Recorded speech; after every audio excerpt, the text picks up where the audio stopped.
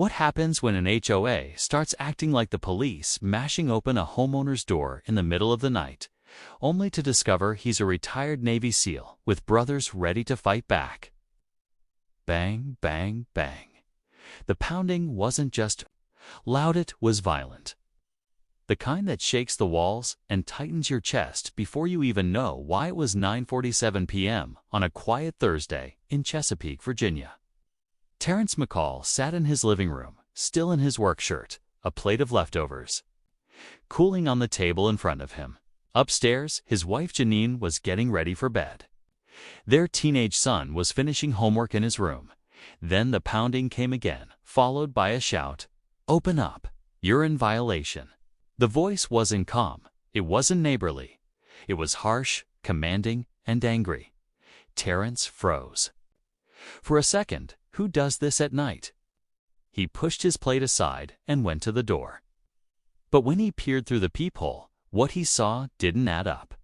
No police cars. No uniforms. Just 3 men in jackets with the Homeowners Association logo. The same logo printed on the newsletters in his mailbox every month. Only these men weren't holding clipboards. One already had his boot pressed against the door. "Sir, what's going on?" Terrence asked, keeping his voice steady. "You're in violation." One of them barked, "Too many vehicles on your property. You ignored our citations. We're here to enforce compliance." Before Terrence could answer, crack, the boot slammed forward. The door burst open. Janine screamed upstairs. Terrence's instincts as a Navy SEAL kicked in. He didn't panic. He didn't rush. He planted his feet, stared the intruders down, and ordered, "Step back. You don't belong in my house." But the men pushed further inside, their flashlights slicing across the living room. One pointed toward the window, where Terrence's son's car sat next to his old pickup. For vehicles, the man snapped. "Regulations say 3. You were warned." Terrence clenched his jaw. He'd dealt with petty HOA notices before, grass too high, trash bins left out, but never like this. Never with men forcing their way into his home. "Janine," he shouted upstairs, "call the police." The leader whipped his flashlight toward him. "Don't try anything. We have authority." Authority. Terrence stepped closer, shoulders squared. "This isn't authority. This is breaking and entering." For a tense moment, the house fell silent, except for Janine's voice on the phone with the dispatcher, reporting that men in HOA jackets had just smashed their way inside. The intruders hesitated. They weren't used to being challenged. Usually neighbors gave in, paid the fine, moved the car, trimmed the lawn. But Terrence wasn't blinking. His presence alone made them shift uneasily. "You've made a mistake," Terrence warned. "You crossed the line." They muttered among themselves. One tugged the leader's sleeve. And finally they backed toward the door. "This isn't over," the leader hissed before slamming it shut. The house went quiet. Terrence exhaled, steadying his breath. His son came down the stairs, wide-eyed. "Dad, who were they?" "Men who thought they could scare us," Terrence answered. "But they picked the wrong house." The doorframe was splintered. His family was shaken. His dinner had gone cold. And Terrence knew this wasn't about cars in a driveway. This was about power and how some people abused it when they thought no one would push back. He sat down, pulled out his phone, and hovered over a name in his contacts, Syrian Keating. A brother he hadn't called in months. But before he could press dial, red and blue lights flashed across the blinds. The police had arrived. And what happened next would leave Terrence more stunned than the break-in itself. I told the dispatch these men barged in. They terrified my family. We want to press charges. The 2 officers exchanged a look. That was the first moment Terrence realized something was off. No urgency. No notepad scribbling. No quick radio call to track down suspects. Just hesitation. Mr. McCall, the older officer, finally said, choosing his words carefully, "Sometimes HOA folks get a little overzealous. But this might be more of a civil matter than a criminal one." Terrence's voice cut sharp. "Civil. A door is shattered. They broke into my home. That's trespassing. That's breaking and entering. Pick whichever crime fits. You mean to tell me if I kicked down their door, I wouldn't already be in handcuffs?" Silence. A beat too long. Janine's eyes burned with anger. From the staircase, their son muttered under his breath, "They don't care, Dad." The younger officer cleared his throat. "Do you have video? A doorbell cam? Anything we can use?" "Not this time," Terrence answered. "But I've got witnesses, my wife. And my son? That enough for you?" The officers shifted uneasily. The older one sighed, finally pulling out a notepad. "We'll make a report. But as far as charges, you'll need to take this up with your HOA board. Maybe file a civil complaint in court." Terrence let out a bitter laugh without humor. "So that's the message. They can break into my home, and you'll file it like it's a noise complaint." Janine stepped forward, her voice steadier now. "This isn't right. Document everything their faces, their jackets, the damage. If you don't, we will." The younger officer scribbled reluctantly, avoiding eye contact. The older one finally looked up. "Sir, I know you're upset. But let's keep this calm. We'll finish the report. You follow up with the HOA, maybe get your lawyer involved. That's the system." Terrence stepped closer, his presence suddenly heavier. He didn't yell, he didn't move wildly. But his words landed like orders. "Officer, I've operated in combat zones where the rules of engagement were stricter than this. Men who break into a home should be arrested, not excused. Write it down properly." The officer swallowed hard, then nodded. His partner quickened his note-taking. When the police finally left, Terrence locked what was left of the door and sat heavily in his chair. His son lingered near. "Dad, they really just gonna get away with it?" Terrence stared at the cracked wood, jaw tightening. Not for long. This time, when he scrolled through his phone and saw the name Ryan Keating, he pressed.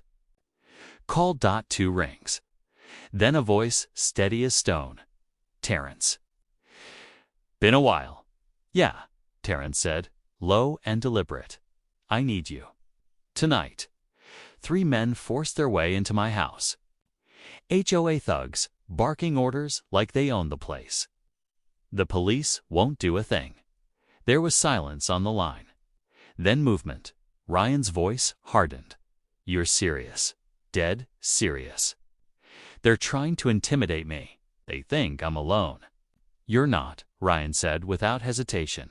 "Where are you?" "Chesapeake." "My family's here. I won't have them scared in their own home." "Say no more," Ryan replied. "I'll pull a few of the guys together.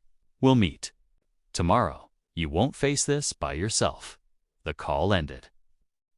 Janine touched his shoulder, worry etched in her face. "Are you sure about this?" "They brought force into our home," Terrence answered. "It's time they see what discipline looks like." The night grew heavy, the broken door a grim reminder. Terrence knew one thing for certain: his brothers would stand with him. And when they did, the HOA would have no idea what was coming. No, son, Terrence said firmly. "We don't just fix the door and pretend nothing happened. That's how bullies win." Janine stopped pacing. Her hands trembled. "I felt powerless tonight, Terrence. Do you know how humiliating that is? In my own home, strangers storming in, barking rules like we're children. And the police acting like we're the problem."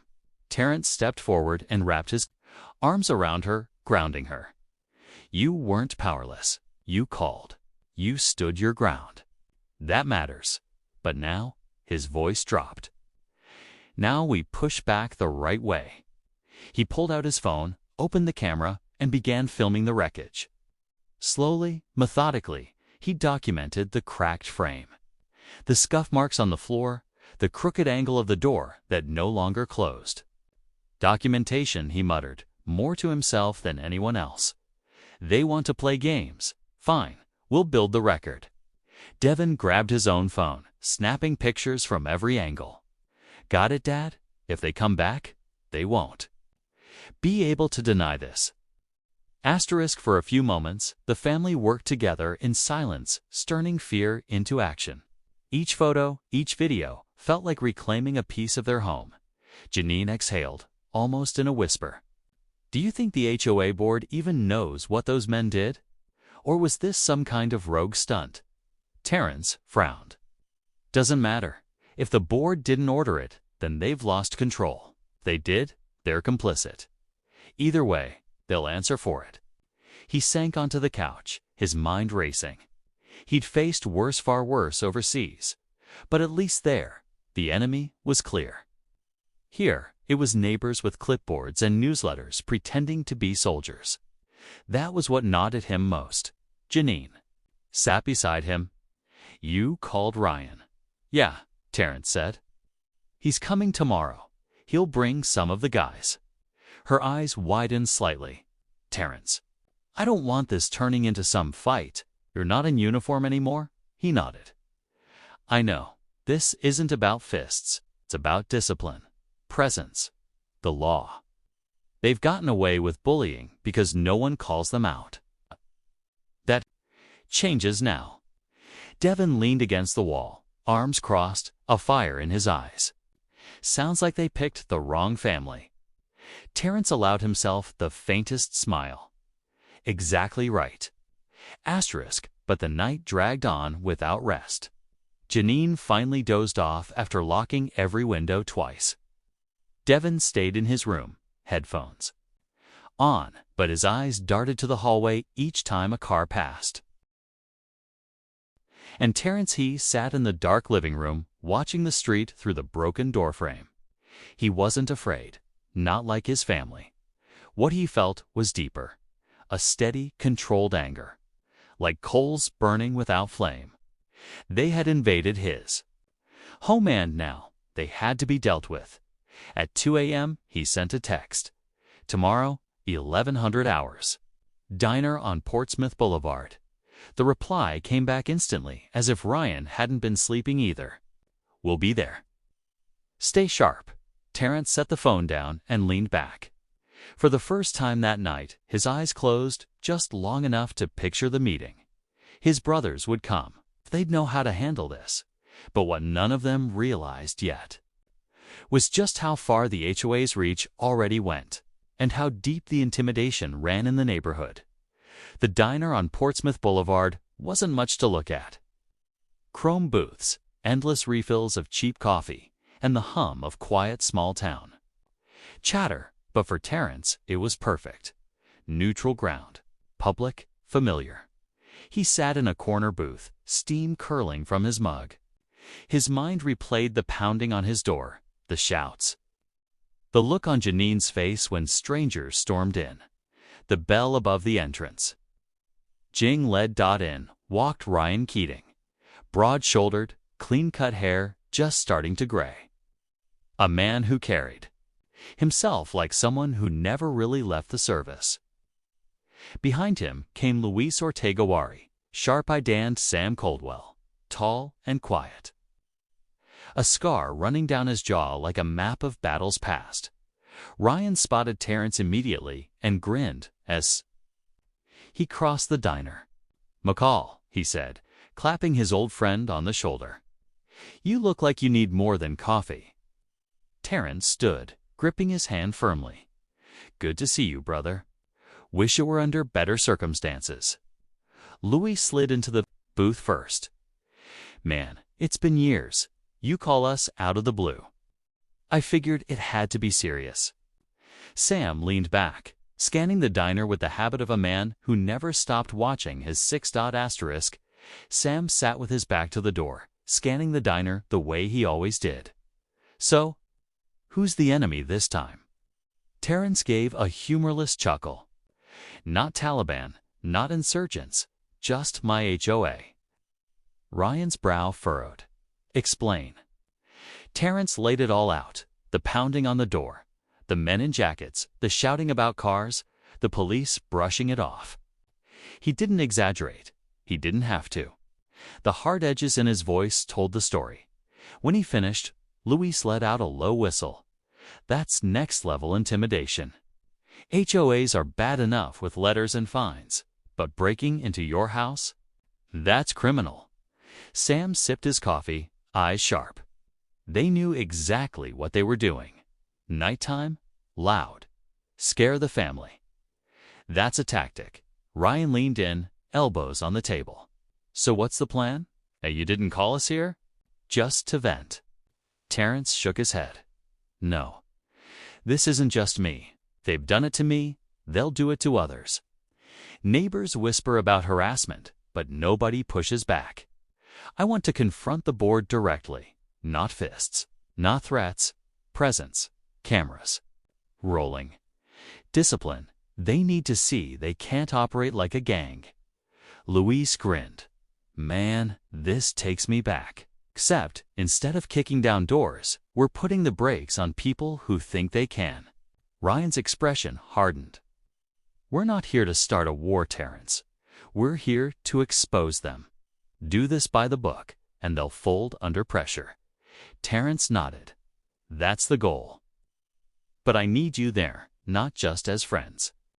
As witnesses, veterans standing for what's right. Sam finally spoke, voice calm but firm. You'll get that. But remember, cameras cut both ways. They'll try to paint you as the aggressor. We stay calm, controlled, measured. That'll break them faster than yelling ever could. Terrence exhaled slowly, the weight in his chest, easing just a little. That's why I called you. Lone, it's just me complaining. Together, it's proof they crossed a line. The waitress dropped plates, eggs, bacon, toast. The men dug in, but the conversation didn't stop. Luis leaned forward. So what's the board like? Names? Faces? Terrence listed them off. Chairman's. Donald Reeves, Ray's retired insurance broker, thinks he's some kind of sheriff. Then there's Miriam Clark, treasurer sharp with numbers, sharper with threats. And Greg Hanlon, head of enforcement. Is probably the one who sent those guys. Ryan smirked. Sounds like a real crew. Don't worry, we'll handle them. For a moment, only the clink of forks filled the air. Then Ryan spoke softly. You know, Terrence, we've stood in tougher spots. But there's something about this that feels worse. Because it's home, Terrence said, staring into his coffee. It's supposed to be safe. Exactly. They finished their meal, dropped cash on the table, and stepped into the late morning sun. Ryan clapped Terrence's shoulder. We'll meet tonight. Go over everything step by step. No mistakes. Terrence looked at the men beside him. Brothers who had carried him through war zones. Brothers he trusted more than anyone alive. 4. The first time since the break-in, he felt steady again. But that steadiness wouldn't last. Because when they began their plan that evening, they would learn just how far the HOA's reach really went deep into the neighborhood itself. That evening, Terrence drove toward Norfolk, headlights cutting through the twilight. He kept the window cracked, the smell of salt water drifting from the bay. It was a road he'd driven countless times before, back when Norfolk Naval Base was his second home. But tonight, the base wasn't his destination. He turned down a side street, pulling up to a small warehouse a few blocks away.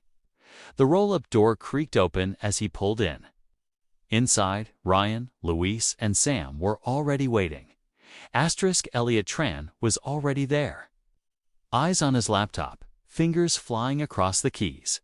Beside him stood Marcus Griffin, massive, broad, with hands that looked like they could bend rebar in half. McCall. Griff boomed, pulling Terrence into a bear hug the moment he walked in. Man, you don't call, you don't write, And now you show up because your neighborhood watch has gone rogue. Terrence let out a dry chuckle, though the weight in his chest didn't budge. Something like that.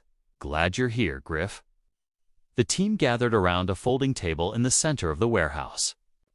Ryan opened a laptop. Louise flipped open a notepad, and Sam leaned against the wall. Arms folded in, old mission briefing setup. Some habits never died. All right, Ryan said, voice steady. We're not in the desert anymore, and this isn't a firefight. This is about control, legality, and showing strength without crossing a line. Terrence, what do you want? Terrence drew a long breath. Accountability. They forced their way into my house, scared my family, and the police shrugged it off. I want the board on record, admitting it, or at least showing their true faces when confronted. We'll walk into their office, cameras rolling.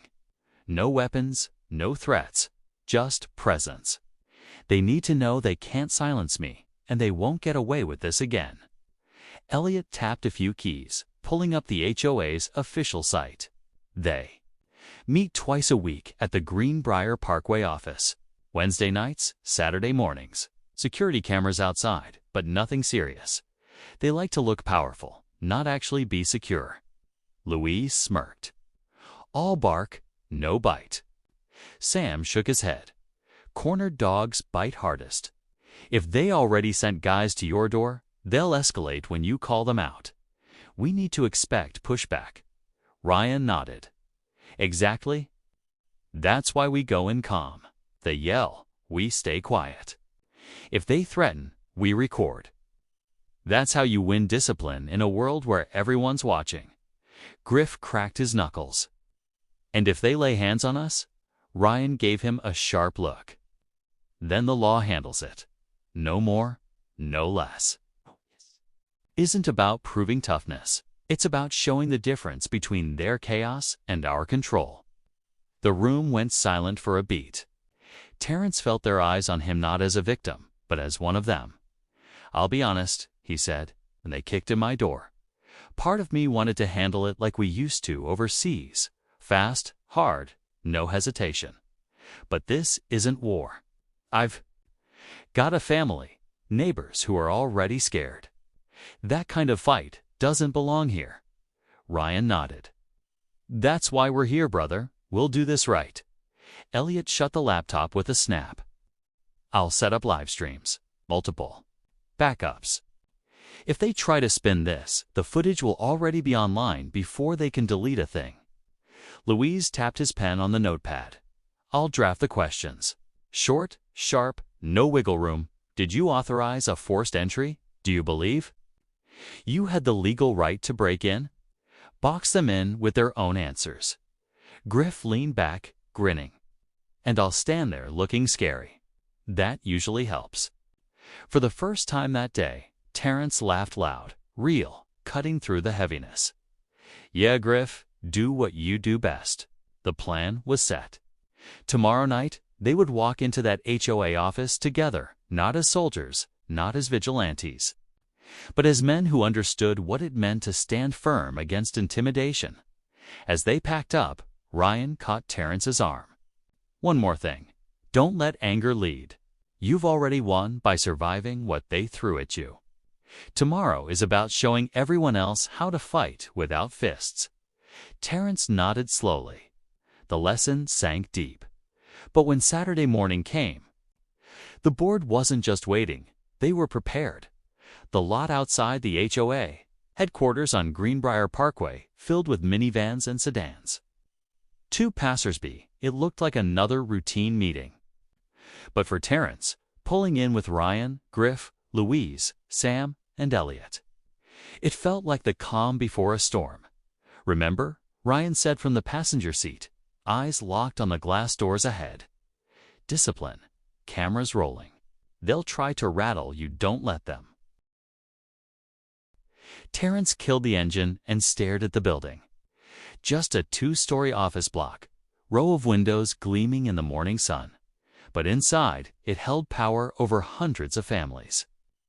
Too much power. The men stepped out together, unhurried, deliberate. Elliot clipped a GoPro to his chest and tapped it twice. We're live, audio and video backed up to the cloud. Inside, the atmosphere shifted the moment they walked through the door. Behind a long counter sat a receptionist in her 50s, glasses low on her nose, eyes widening at the sight of 6 broad-shouldered men entering as one. "Can I help you?" she asked, voice tight. "Yes," Terrence said evenly. "We're here to speak with the board. It's urgent." "They're in a meeting," she replied quickly. "We'll need an appointment." Louise leaned casually on the counter, tone calm but firm. "We'll wait." The woman hesitated, glanced toward the double doors at the end of the hall. Muffled voices carried from inside. Finally, she picked up the phone and murmured into it. Moments later, the doors swung open. Out stepped Donald Reeves, the chairman. Broad-shouldered but soft around the middle. Donald Reeves turned red the moment his eyes landed on Terrence. Behind him trailed Miriam Clark Slim, severe, wrapped in a gray blazer, and Greg Hanlon, the so-called head of enforcement. The same man Terrence suspected had sent thugs to his front door. "Well, if it isn't Mr. McCall," Reeves sneered, his voice full of irritation. "Care to explain why you're crashing a board meeting with your friends?" Terrence didn't blink. "3 men wearing your logo broke into my house Thursday night. They shouted about violations, terrified my family, and damaged my property. I want answers." Now, Elliot subtly adjusted his chest so the camera caught Reeves square in frame. Hanlon scoffed. "That's a wild story. We don't condone trespassing." "Then who sent them?" Terrence's voice cut sharp. He didn't raise it, but it carried the weight of command. "They wore your jackets. They used your language. You're in violation," their words. In my living room, Miriam Clark folded her arms, her eyes cold. "Perhaps if you had complied with the regulations months ago, this wouldn't have escalated." Terrence's jaw tightened. "Regulations don't give you the right to smash down doors. Not in this country." Ryan stepped forward, calm and deliberate. "We're not here about lawn care or parking spaces. We're here because a family's home was invaded. If you condone that, say it on record. If not, then tell us who gave the order." Reeves tugged at his collar. The tension in the room thickened. Even the receptionist froze at her desk. Finally, Reeves snapped. "Enough. You think marching in here with a gang of ex-soldiers makes you look strong? It makes you look desperate. You're trying to intimidate us." Luis leaned in, voice calm but cutting. "Intimidation is breaking into a man's house at night. This," he gestured around them, "this is accountability." Silence fell heavy. Clark looked away. Hanlon scowled. Reeves's face turned a deeper shade of red. A soft ping came from Elliot's pocket. The live stream was rolling, already drawing comments. The world was watching. Terrence fixed Reeves with a hard stare. "I served this country so families like mine could live without fear in their homes. You violated that. This ends here. We'll use every legal path, every public channel, until you're held responsible. Count on it." Reeves opened his mouth, then shut it. For the first time, he looked less like a man in charge and more like one caught dot. Sam broke the silence. His voice low but firm. "Board members, you're not untouchable. Every action has consequences. You crossed the line." The group turned and walked out, their steps slow, deliberate. The receptionist watched, wide-eyed, as the door shut behind them. Outside, Elliot glanced at his phone. "It's spreading fast. Neighbors are already sharing it." Terrence looked back at the building, his expression calm but steady. "Good. Let them see who really runs this place." But as the footage swept through the neighborhood, it became clear the fight wasn't just against the board, it was against a system designed to shield them. By Sunday afternoon, the video was everywhere. Chesapeake residents who had stayed silent were whispering in driveways. forwarding clips and text chains, and flooding the community Facebook group. Elliot tracked the numbers, hundreds of views in hours, then thousands. Comments poured in. This has to stop. Finally, someone standing up to them. That's my HOA too. Same harassment here. The next morning, Terrence stood in his yard, the sun glinting off duct tape, patching his broken doorframe. His neighbor, Angela Prisa, single mother of two, approached cautiously. She glanced around before speaking, voice low.